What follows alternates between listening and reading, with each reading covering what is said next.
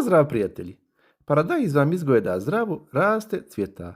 Onda odjednom sva brod, žute listovi, bolesti i sitni plodovi. I znate šta je najgore? Većina ljudi iste greške pravi svake godine, a da toga nisu ni svjesni.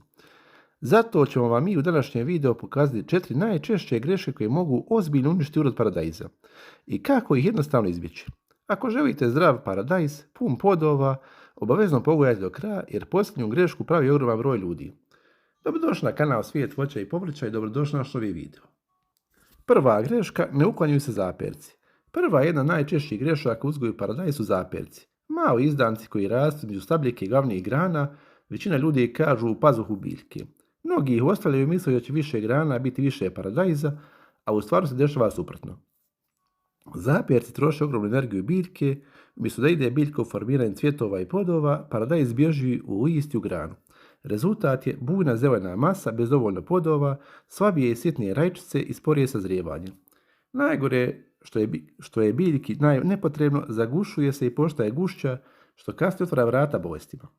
Zato su zaperci trebaju redovno uklanjati dok su mali, dok se lako mogu otkriti prstima. Kada prerastu, već su uzeli snagu koju biljka ne može vratiti. Ukratko, ako ne uklanjate zaperke, paradajz troši snagu na lišću umjesto na plod. Mi smo ovdje pokazali par primjera uklanjanja zaperaka, od nam je najveći, tako da ako vodite paradajz na 2 grane, u principu to izgleda ovako. Druga greška, ne uklanjaju se donji listovi i loša provjetrenost biljke.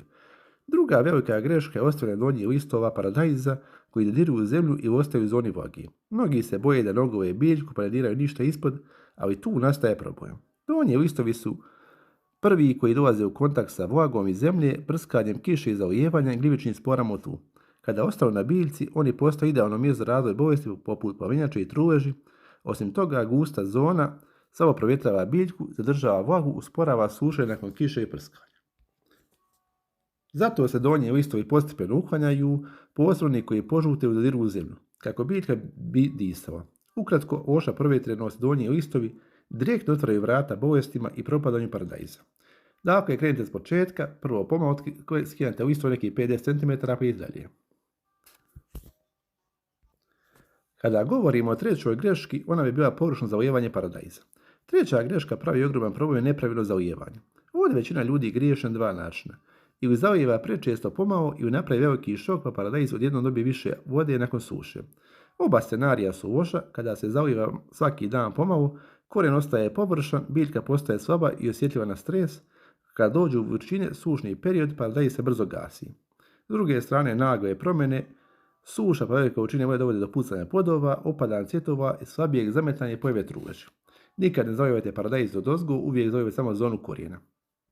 To je jako bitno, zalijevajte rijeđe i duboko, zalijevajte direktno u zonu korijena bez kvašenja lišća. Kada govorimo o četvrtoj grešci, to je pretjerivanje sa azotom i prihranom. Četvrta greška je možda najpodmuklija jer na prvi pogled se izgleda savršeno. Mnogi vrtvari misle što više je prihrane, to više je paradajza, ali kod paradajza to često pravi kontraefekat. Kada se pretjera s azotom, bilo to kroz stanjak ili koprivu, biljka krene da divlja, razvije ogromnu masu, stabljika postaje debela i bujna, ali cvjetova i plodova malo.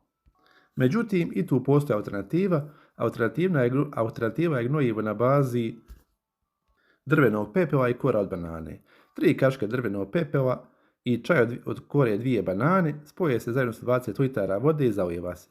Ova prihrana je relativno ujednačena, tako da daje biljci ogromne količine fosfora i kalija uz neznatne doze azota i mikroelemenata.